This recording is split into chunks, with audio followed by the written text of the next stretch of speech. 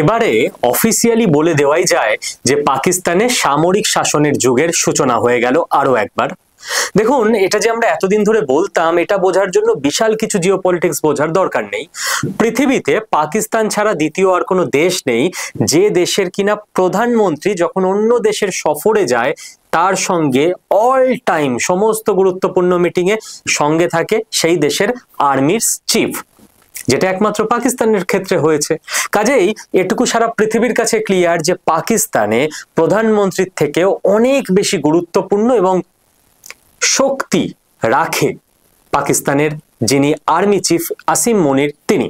এবং সেই জন্য ইমরান খান যে পপুলার লিডার, তাকে জেলে ভরে দিয়ে একজন আনপপুলার লিডারকে, যে কিনা আসিম মনিরের কথা শুনে চলে, তাকে পাকিস্তানের প্রধানমন্ত্রী হিসেবে এতদিন বসিয়ে রাখা হয়েছে। এবার পাকিস্তান তাদের যে কনস্টিটিউশন আছে, সংবিধান আছে, আচ্ছা এখানে বলে রাখি পাকিস্তান কিন্তু 1947-এর পর, দেশ গঠিত হওয়ার পর 3 বার নিজেদের সংবিধানই চেঞ্জ করে ফেলেছে। আবারও বলছি, সংবিধান অ্যামেন্ডমেন্ট নয়, গোটা সংবিধান পাল্টে ফেলেছে। তো যাই হোক, এখনকার যে বর্তমান সংবিধান পাকিস্তানের, সেই সংবিধানের 27তম সংশোধনীতে একেবারে অফিসিয়ালি যেটা করে দিয়েছে যে আসিম মনির আজীবন পাকিস্তানের ফিল্ড মার্শাল হিসেবে নাকি থাকবেন।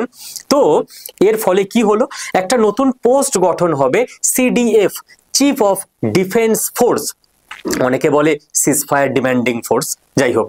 তো এই সিডিএফ হয়ে যাবে আসিম মনির, অর্থাৎ পাকিস্তানের আর্মি, নেভি, এয়ারফোর্স সমস্ত কিছুর কন্ট্রোল চলে আসবে একজনের হাতে। অর্থাৎ পাকিস্তানে সেন্ট্রালাইজেশন হচ্ছে ফোর্সের।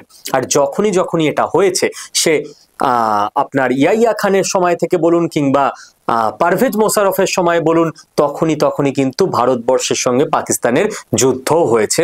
আর এবারে জিওপলিটিক্যাল অ্যানালিস্টরা মনে করছেন যে যেহেতু সিন্ধু নদীর জল ভারতবর্ষ লিমিটেড দিচ্ছে পাকিস্তানকে, সামনের গ্রীষ্মে পাকিস্তান কিন্তু মরণ কামড় দিতে চেষ্টা করবে ভারতবর্ষকে।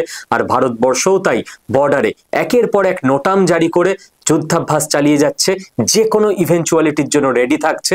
কারণ ভারতবর্ষের বর্তমান নীতি, কোনো রকম টেরোরিস্ট আক্রমণ আমাদের দেশের মাটিতে হওয়া মানে সেটাকে অ্যাক্ট অফ ওয়ার হিসেবে বিবেচনা করা হবে।